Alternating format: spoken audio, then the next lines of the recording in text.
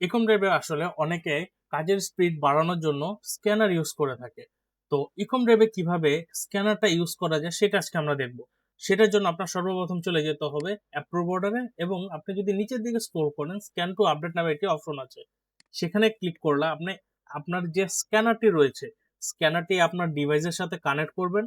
আপনি এখানে ৩ ভাবে স্ক্যান করতে পারবেন। প্রথমত হচ্ছে যে আপনি চাইলে শিপিং এ দিতে পারবেন। লাইক আপনার যে অর্ডার গুলো আরটিএস এ আছে, যেগুলো আপনি কুরিয়ার ম্যানকে হ্যান্ড ওভার করবেন যখন, তখন শিপিং এ পাঠাবেন। আপনি চাইলে আরটিএস থেকে স্ক্যান করে করে কুরিয়ার ম্যানকে দিয়ে দিবেন, এবং এগুলো অটোমেটিকলি স্ক্যানিং এর মাধ্যমে আপনার শিপিং এ চলে যাবে। এটার ফলে আপনার কোনো পার্সেল যদি মিসিং ও হয়ে থাকে সেটা আপনি অনায়াসে ধরতে পারবেন, এবং আপনি যে কয়টা পার্সেল কুরিয়ার ম্যানকে দিয়েছেন ঠিক ওই কয়টা নাম্বারই আপনি এখানে শো করবে। এবং অনেকে আছে যে আসলে পেন্ডিং থেকে আরটিএস স্ক্যান করে পাঠাতে, এটার জন্য আপনি চাইলে এখানে স্ক্যান টু আরটিএস ক্লিক করে আপনি এখান থেকে করতে পারবেন। তার ফলে আপনার কোনগুলো প্যাকেজিং করা হয়েছে আর কোনগুলো আনপ্যাকেজিং অবস্থায় আছে এগুলো আপনি অনায়াসে ডিফাইন করতে পারবেন। এবং আরেকটা মেজর বিষয় হচ্ছে স্ক্যান টু রিটার্ন। আমাদের পার্সেল তো অনেকগুলো ডেলিভারি হয়, অনেক পার্সেল রিটার্নও আসে। তা আমরা চাইলে এই রিটার্নটাকে খুঁজে খুঁজে বের না করে আমাদের কাছে যখন পার্সেলটা রিটার্ন আসবে সেগুলোকে স্ক্যান করলে সাথে সাথে এগুলো রিটার্ন মার্ক হয়ে যাবে।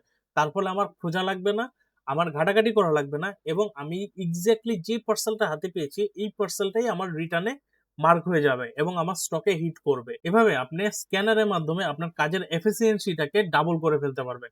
আর এরকম আরো ট্রিক্স এন্ড টিপস জানার জন্য ইকম ড্রাইভের ইউটিউব চ্যানেলটাকে সাবস্ক্রাইব করে রাখবেন। ধন্যবাদ।